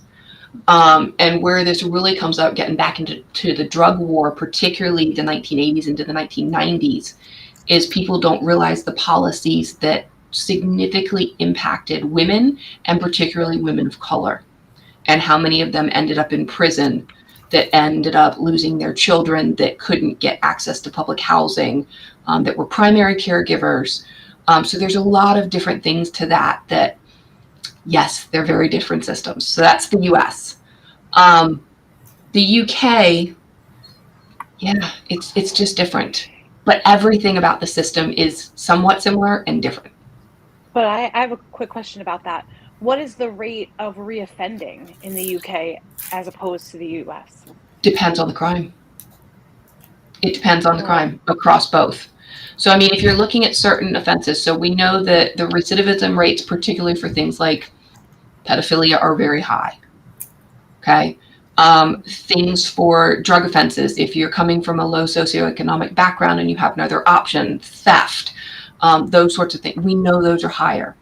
One of the in both places they're yes, high. but one of the key differences is that, number one, in the UK, there's more of a social safety net, if that makes sense. So healthcare is not a privilege; it is a right. Everybody can go to the NHS. I'm even on the NHS, so like, yeah, everybody can get healthcare. Cost of living is lower in a lot of places. London, not so much. Edinburgh, not so much. But in a lot of places, it is lower. And then you're also looking at some other programs and options. You're also looking at the fact of guns are illegal here. So while you do have knife crime as an issue, your violent crime rates are lower here because of the lack of access to certain things. So. We had a question from Dee in our chat. She says, are serial killers in the prison system required to take counseling, or is it optional? It depends on the system, but typically no. Counseling is a really difficult one, because if you're in a prison where, say, they have group counseling options, you probably don't want your serial killer in that group because they can traumatize and use the other prisoners. Particularly any of your offenders with antisocial personality disorder, they tend to be very smart, very clued in. They're really good at mimicry. So they don't necessarily feel guilt, sadness, shame, but they know what it looks like on the outside. I remember going to a conference several years ago, and I was sitting next to a friend and colleague who's a forensic psychiatrist from Germany, whose specialization is cannibals. So, you know, as you do. But we're sitting there, and we have this young psychiatrist that's up there who's talking about this client that she's been working with, and empathy training for ASPD, and how much progress this person is making. And the two of us are looking at each other like, oh no, you're getting played. Yeah. This is not, no. So it depends on where they're at. They even have those same issues. In the US, sex offenders are typically required to go through therapy as part of their sentencing. Again, you can't put all sex offenders together for a variety of reasons. So sometimes it's even which prison do you put them in because of that requirement? So yeah. Even here, I was in a Class B prison last year with a colleague, and it was a crazy experience for me because they don't wear uniforms. They are allowed to roam freely on the nonviolent side. They don't have a cafeteria in this prison because they found that causes a lot of problems. So they get trays and go to their cells to eat, but otherwise they can be out and moving. And for me, I was like, oh, the ones that are restricted to a ward were your sex offenders. And coming up to where the T was, they were all around the gates. And I was like, that looks familiar. Okay. I know what we're at here. So yeah, it's definitely different systems, but therapy is one of those interesting things because the other piece with therapy is you have to want to change. You can't force people into change. And so there's a question about the carrot and the stick with that. Kat has a question. Now you said about keeping like the sex offenders separate. Is that more for their safety? Not always. Not always. So sometimes it is, particularly if you look at there is a pecking order in prison, and those that have hurt children tend to be at the bottom. So there is some safety issue there, but for some of your other sex offenders, no, they actually have more status. The question is, are they going to potentially harm or victimize other inmates? Maybe one day 101 says, bringing it back to serial killers, are there a difference historically of serial killers in the U.S. versus serial killers and or other areas of the world, maybe even the UK? Yes, there have been some, but we find some commonalities across all of them. So serial murder is one of those things that cuts across all cultures, all faith groups, genders, it cuts across all of it. We've seen them in every pocket of the world. Okay. Some of them may have been more politically motivated because we have seen that. Some of them may have had other motivations. So I got into an argument with somebody about whether or not organized crime killers, like hitters, professional hitters, are serial killers. And they said no, because they're getting paid to do it. And I said, but we've all been told, find a job you love and you never work a day in your life. And there are some of our historic individuals who were very into torture and prolonging the whole process that would give some indicators that they really enjoyed their job. Okay. There's also some misnomers. So, like I said, we're talking more and more about some of this. And there's a podcast called Who Did What Now that I absolutely love. She is a feminist social scientist, and she took a look at, why am I blanking on her name? Elizabeth Bathory in one of her episodes. So Elizabeth Bathory was in Hungary, very, very old case, but she's known as the Blood Countess, right? Killed all the young women, bathed in their blood. Right. And there's a lot of myth around that, right? Katie Charwood in the Who Did What Now reframed a lot of it in the, is this myth? Is this gendered? Because she was a powerful woman who was running an estate in a time where that was atypical, and kind of really digging down into the actual historical fact, which I loved. I absolutely love that kind of stuff because I'd never even thought about it that way. So we are seeing some of those. Do we still have some prolific? Absolutely. And some that we may never know about because of the natures of the countries that they come from or the areas they were in at the time. Okay. We will never know. Whether you're talking about some of the stuff that's happened in the USSR, kind of Russia, there are cases we will never know about there because of the way that things are. In places where there are active wars, do we have potentially serial killers who have operated in that as a part of genocidal approaches? yeah, we know those things are going on. So basically, murder spans across everybody. And one of the things my students get really upset with is I always point out all of us, every single person could be a killer in the right circumstances. Every single person.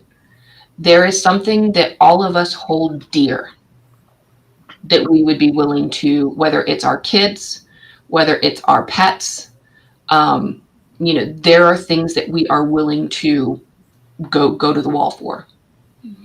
And so once you kind of flip that on its head and say everybody has the potential to be a killer, then it's more about what led to those circumstances, whether it's genetics, whether it's environment, whether it's trauma.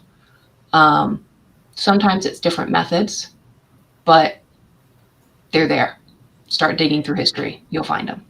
Yeah, but the difference is that one person killing one person over one thing is different than killing, multiple people for the sake of just killing. Is it always for the sake of just killing? Look at Eileen Wuornos again. Mm-hmm. Hers was lashing out due to a horrific amount of trauma and violence inflicted upon her by men. Right. I guess a rational mind is thinking that way. You know what I mean? Like that's an irrational mind. That's one of the things. So if you get into criminological theory, when we start talking about rational minds, that's what we call a lot of our classical criminology. This idea that all people are rational, free-willed, and hedonistic, right? This idea that we all are. And then when you get into neoclassical that came about in the 1970s, it's this recognition of what we call bounded rationality, meaning that we aren't fully logical or rational, and that there's going to be differences there, right? Especially when emotion's involved. Right. So Sarah has a question. She goes, do you see a rise in female sexually motivated crimes? A rise, I'm not sure. Again, because it's treated and documented differently, if that makes sense. So let's use women who have relationships with their students. That is treated very differently than men who have relationships with their students. And so when you talk about female perpetrated offenses sexually, those are handled very differently. There's also a lot of stigma for male victims to come forward, particularly, like how could you be sexually assaulted by a woman? It absolutely does happen. But again, we have a large amount of what we call a dark figure of crime because we don't know what's not reported, how often things are happening. So absolutely, we do have female sex offenders, but because the system, I don't want to say denigrates, but in some way denigrates victims of women sexually, it doesn't come to light as often. And then Phyllis Phalanges, Jen, wants to know, does everyone have the potential to be a serial killer? Don't know about serial killer. I don't know about serial killer. I will be honest. My understanding is if we could all murder, could we all be a serial killer? It could be. I mean, it could be something that pushes you and then you find out you really like it. I don't know. I was going to say, get the taste of it and then you want to keep going. I mean, there's that question. I mean, if all of us can be murderers, it's not out of the realm of possibility. All right. See if I have missed any. So I just have one quick question. I'm so sorry. I feel like I'm monopolizing the time, but no need to apologize, hon. I know. So how like they say, well, sometimes male serial killers like collect trophies from their victims. Have you heard of any females collecting trophies from their victims? There are a few that have kept things. It is less common. Again, but it's also not framed the same. So, for example, let's go back to Nannie Doss. Would it be expected that she would have something from each of her husbands if they all died? Oh, right. Life insurance. Yeah, well, like a piece of jewelry, like their watch or like. Yeah, but that would be expected.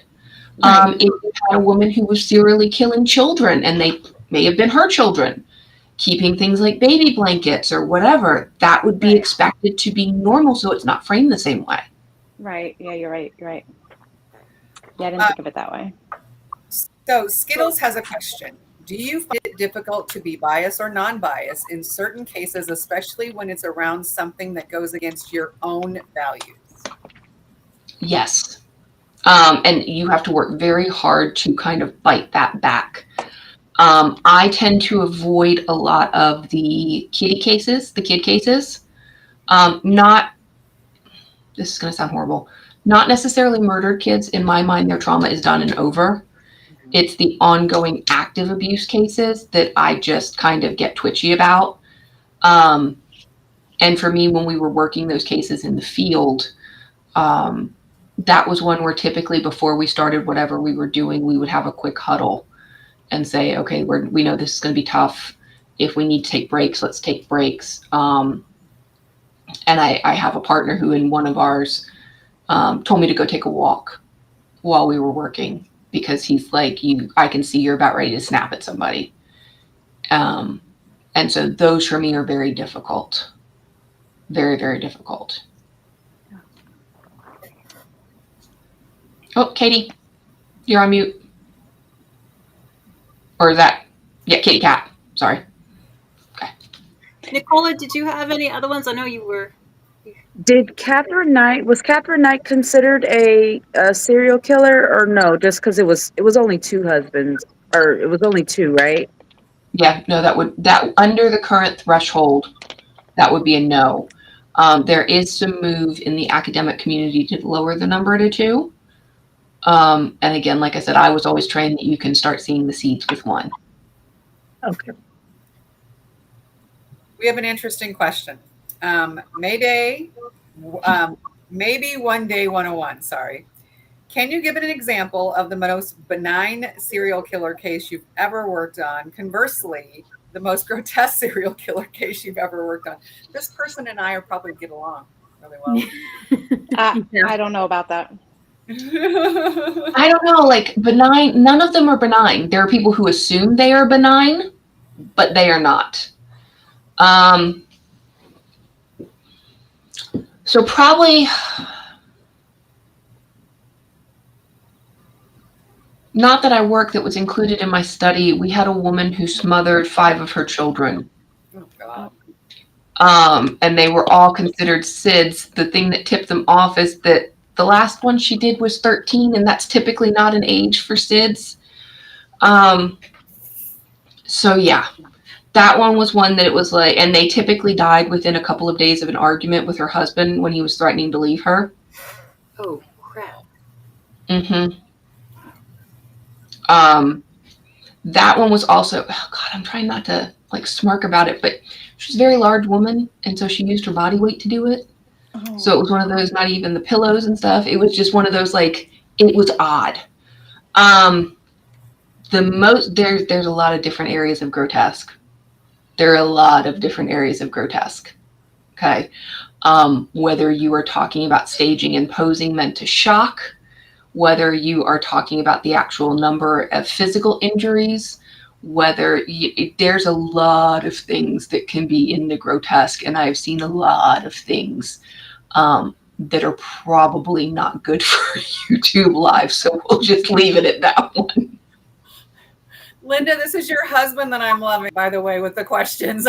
You knew it, right? Yes. No, I didn't know. He's the most. So I have to say, he's so supportive, and I'm sure that I'm going to have him subscribe to everybody on this platform right now.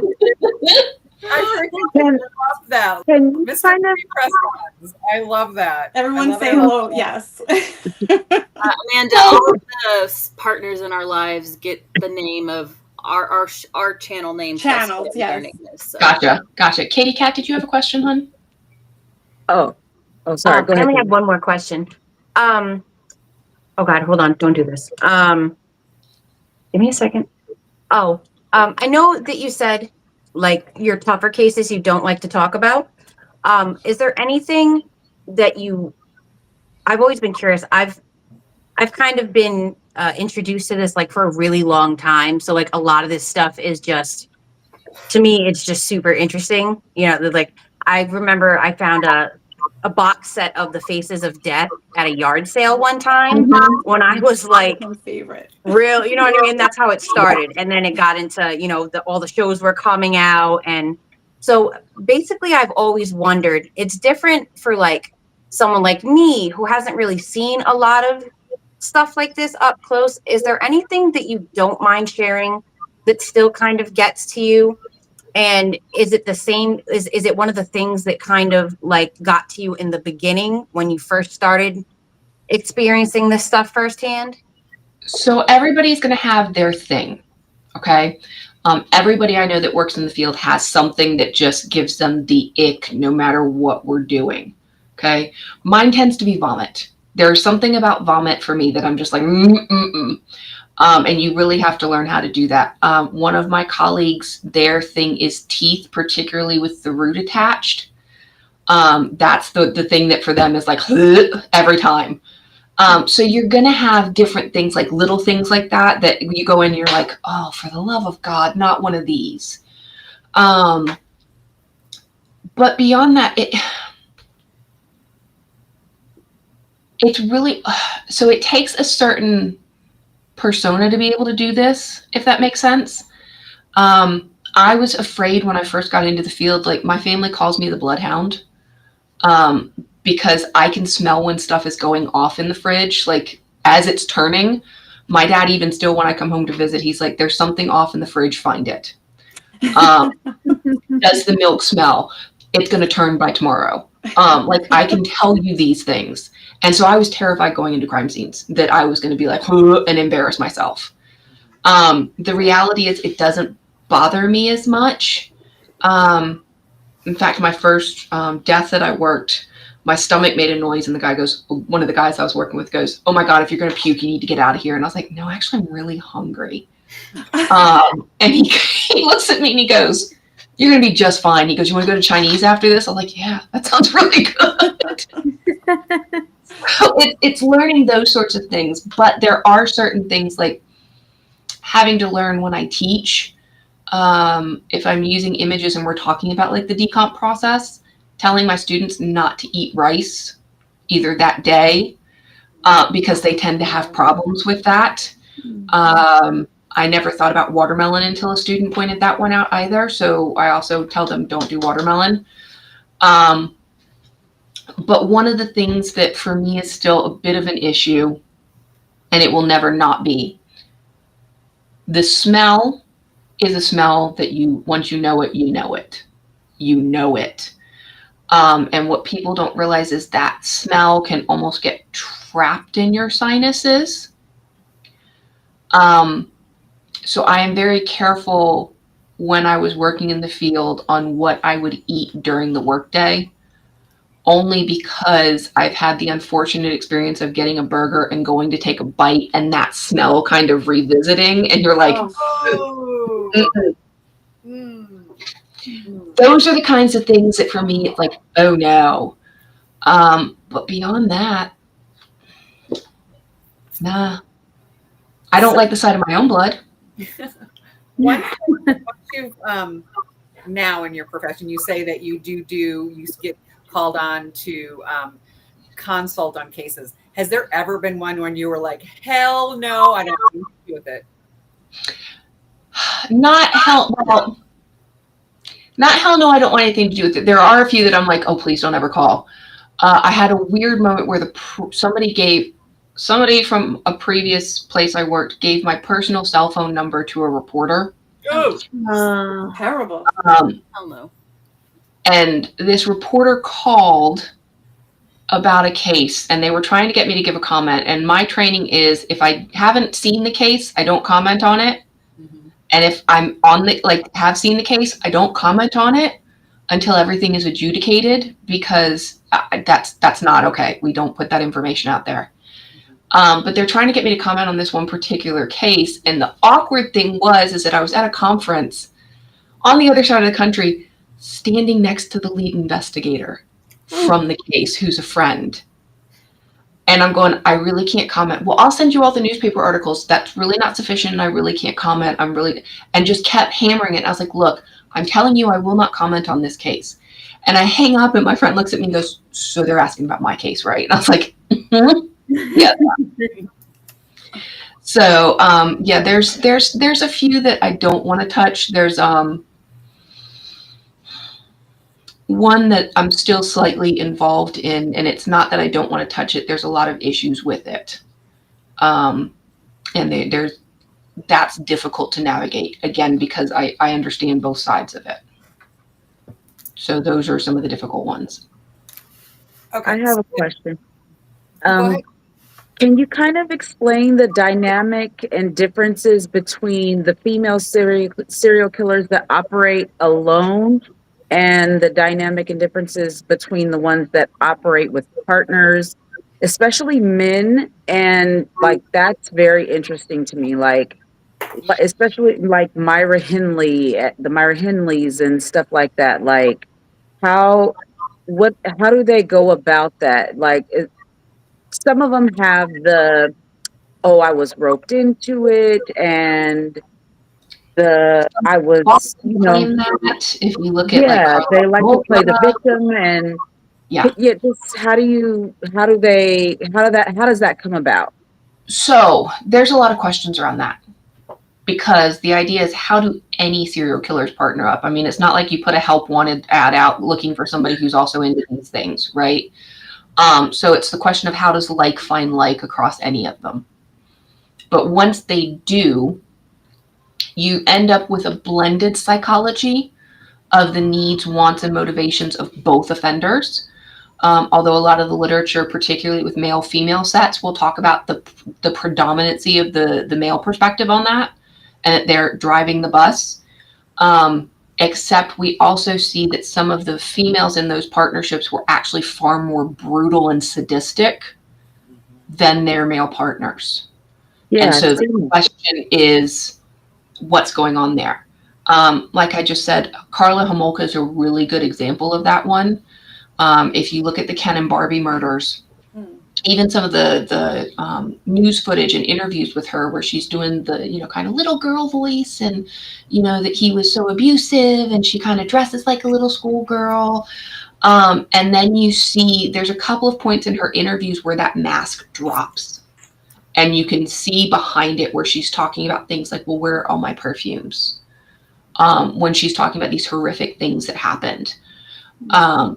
The linchpin, and she's out under a new alias. Like, let's just be clear, she is out under an alias in Canada. Had they found the video that they found earlier, it probably would have been a very different story with her. So for those of you not familiar with the case, when she partnered up with her husband, Ken Bernardo, she was not a virgin. And so her next best thing to give him her virginity was to give him her sister, who was underage. And they recorded everything they did to her up to and including her death. And she was a very active participant. So it kind of blew her, little old me was just a victim of him too, out of the water, but they didn't have it soon enough for the legal proceedings. Again, women are really good at playing that gender role card when they need to. But they also can be incredibly brutal and sadistic. And so when you're looking at those team ups, you need to pay very close attention to what's going on and who actually, how body language is and how demeanors are, and really get a baseline and then start interrogating some of that, because women can do a lot of damage. We have another question. This is from Linda's husband, by the way. Has there ever been a serial killer that made it clear and known who they were, yet still managed to evade the law? It depends on how you phrase that, who they were. We have a lot of offenders who like to taunt the public and the police. I mean, whether you're talking about Jack the Ripper, you're talking about the Yorkshire Ripper, they reached out and said, hey, I'm doing this, and this is what I'm doing and how I'm doing it. They didn't give their until he got caught. Yes, and he probably wouldn't have gotten caught if he hadn't needed to reach back out, because they caught him through the letters that were then tied to the church where he was a deacon. Yep. I mean, that's if you feel the need to brag about it, then that ups your risks. But we never caught Jack the Ripper.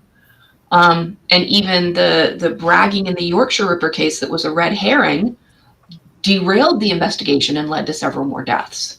So, I mean, so you've got these individuals that feel the need to reach out and say, I've done this. We also have cases, what was it, in Pennsylvania several years ago, the young girl who was claiming she had killed all those people, who actually hadn't. So we've seen that as well. So there's a lot of people who want to get involved, but they're not going to give their full name. They think if you're talking about that particular subset that feels the need to engage and interact like that, usually there's some narcissism there, and they think they're the smartest person in the room. And they want you to know they're the smartest person in the room. But once you start making those kinds of connections, you are inviting forensic evidence that is going to link back to you. I'm going to stop real quick. It is 12:56 p.m., so we've got a few minutes left. We could go a little bit longer. We can stop now. It's up to the room. If we're ready to go, then we're ready to go. If there's one final point or question or any final things you want to say, Amanda, that are like you didn't get any final questions, any burning questions? And Amanda did say, it depends on her time and her availability. She might, be willing to come back. I don't think we scared her away, so she may come back. I don't scare easily. So I think we've got one final question from Skittles. How common is it for a serial killer to have a background in psychology or criminology or law enforcement, like the show Dexter? So Dexter is fiction. Let's just go there. So it's Criminal Minds. If anybody's the BAU does not look like that. It is not slick. It is not modern. Okay, it does not look like that, and they do not have their own jet. I was just getting ready to say, I can tell you that for a fact. They fly commercial. So when we start looking at all this, in terms of formal training, like I mentioned earlier, there is that question about we've had a few offenders who have a background in criminal justice, whether they're grad students or things like that. But the reality is we do know that there's enough available mass market now and paperback that even if they're not formally trained in that, we have to be very aware that people are aware of forensics through CSI and some of the reading that they do, that they're aware of some of the psychology. And so there are certain things that are tradecraft that are specifically not published or that are published under a security level. So the BAUs are prolific in publications, but a lot of those are what we call LES or law enforcement sensitive and higher, because they cannot go out for general consumption. So because we know people read. Makes sense. Oh, you're on. Anyone in the group have a question before we go to our spin? No. Everybody? Some people have asked if you do content videos or if you have any social media. So I told them I'd ask you what kind of social media you would like to share and or do not share. So I don't do a lot of social media. Again, it's one of those things I went through so many years of where I wasn't supposed to, like, if I do my job right, you should never know I was involved, if that makes sense. Yeah. So other than my publications and a couple of things that are out there from things that I've done, there's not a lot. Probably the most prolific that we post on is the Winter Storm site and the stuff that we're doing now about that. So we do have www.winterstorm.uk, kind of looking at all the stuff around extreme weather. But yeah, I don't put a ton out on social media just because when people find out what you do, you get some weird approaches and some things that come in that you're like, well, like you were saying, you have to be able to turn off at some point, right? And if everything you do and everything people want to talk to you about is this, when do you turn off then? Yeah. So I'm completely understand. You can ask Alicia. My personal social media is more like ridiculous memes and like chihuahuas because I that kind of stuff. So And pumpkin spice lattes. yes, and everything Halloween. So she is a spooky girl like us. There's a lot of us. My horror movie shirt that I'm on. I saw that, and she does. I told Stacy, one of the gals in here, that you do very great Christmas decorating as well. So you are a holiday gal. Yeah. My thing is like October through January. I'm happy. So it's the best time of year. It is. Well, not if you ask Alicia. She wants heat and summer and pool days. She just likes to torture us with her pool. Yes. Pool. Well, no, we used to do pool days together, but if you notice, I burn in the slightest like sun. I'm brown. I was sunburned a week ago, and I've got a tan everywhere now. So yeah. So are we ready to do our spin? I'm super excited. First of all, I did not see Leslie in our chat earlier. So Leslie from Pretty Yaputa is here. Welcome. I did not see you earlier, so I wanted to say welcome, Leslie. We love you. Hi, Leslie. Hi, Leslie. Hi, Leslie. So do you want to go and take it and do the spin now? Yep, we are ready. So thank you, Amanda, for being here. Thank you. Yes. Yes. Thank you so much, Amanda. You were amazing. Yeah. Oh, well, hopefully, just talking to y'all about some of the stuff that I do. So if you have any more questions, filter them through Alicia and I'll see what I can answer, okay? Thanks so much. Good luck on the spin. Thank you. Thank you. Bye, everybody. Bye, love. Bye-bye. Thank you. Okay, so everyone that participated in the September collab with Pretty Yaputa, thank you so much for attending and everything.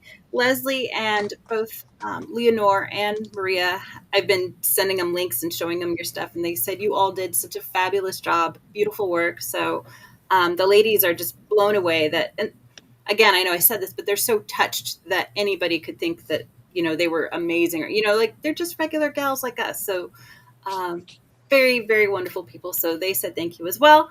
And so as a final end to September and our Pretty Yaputa month and all of that, we have one final drawing. So everyone that participated in the September collab, they are now going to be on the wheel, and there's going to be one final Korean nail polish mystery gift bonus. So I'm going to share my screen, and we are going to spin. Share. All right. Can you see my screen? Is it's coming? Mm-hmm. Yes. Yes. Yeah. All right. And let's give it a go. Good luck, everyone. Good luck. Woo!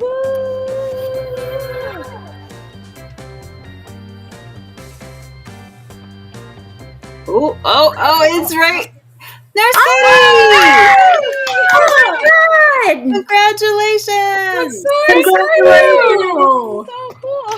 Congrats, Nurse Katie. So I'll have to talk it out. We'll figure it out with Leslie, but it'll get to you. So you will also get a Korean nail art mystery gift. So congratulations. Thank Thank you. you for participating. Thank you to everyone that participated.